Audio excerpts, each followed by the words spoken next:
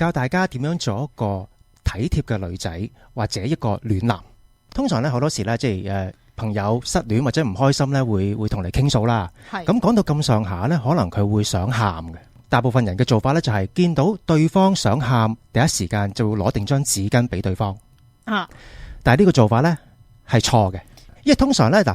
收紙巾嘅人咧，佢一收到紙巾咧，佢就會認為會唔會係因為我會準備喊，會失禮或者有啲即係唔好嘅情緒出嚟，咁所以咧佢會盡量忍住喊嘅。所以好多時你會發覺一樣嘢就係，當你遞完紙巾之後咧，佢未必會喊。收到張紙巾，佢有個下意識地佢就會收埋自己嘅情緒，唔再表露出嚟啦。反而咧係遞紙巾嗰個人嘅安慰、自我安慰作用多啲。我哋人呢係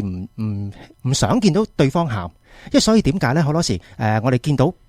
BB 仔喊，我哋個心好似好唔安樂咁嘅，會盡量想安撫嗰個 BB 嘅。所以我哋人有個本性就係一見到人喊咧，我哋想對方盡快停止哭泣。咁所以遞紙巾有個暗示嘅作用就係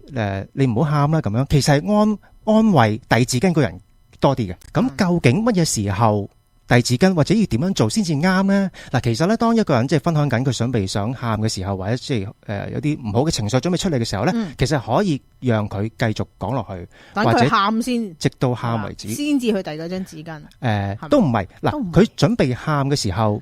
你可以做嘅唔係遞紙巾，係將個紙巾盒擺喺佢身邊。唔係直接遞紙巾俾佢，因為呢個做法咧就係話俾佢聽，就算你喊都唔緊要，我喺你身邊預備定一啲嘅即係紙巾盒，你隨時 ready，你可以有需要嘅時候你可以攞嚟用。係啦，咁究竟乜嘢時候係先至需要遞紙巾呢？就係當佢喊到肥咧，鼻涕啊，即係咁流出嚟啊，咁嚎哭，或者佢嘗試用件衫抹一抹眼淚啊，或者佢抄自己身上面有冇紙巾嘅時候，嗱，因為當佢抄自己身上面有冇紙巾呢，就係基本上係一個求救嘅信號嚟嘅，即係佢好急需要嗰張紙巾。咁呢個時候你遞紙巾呢就冇問題嘅。但係其實平時任何時間呢，如果當佢即係分享緊嘅時候，如果佢想喊，就反而應該係將個紙巾盒遞響佢身邊。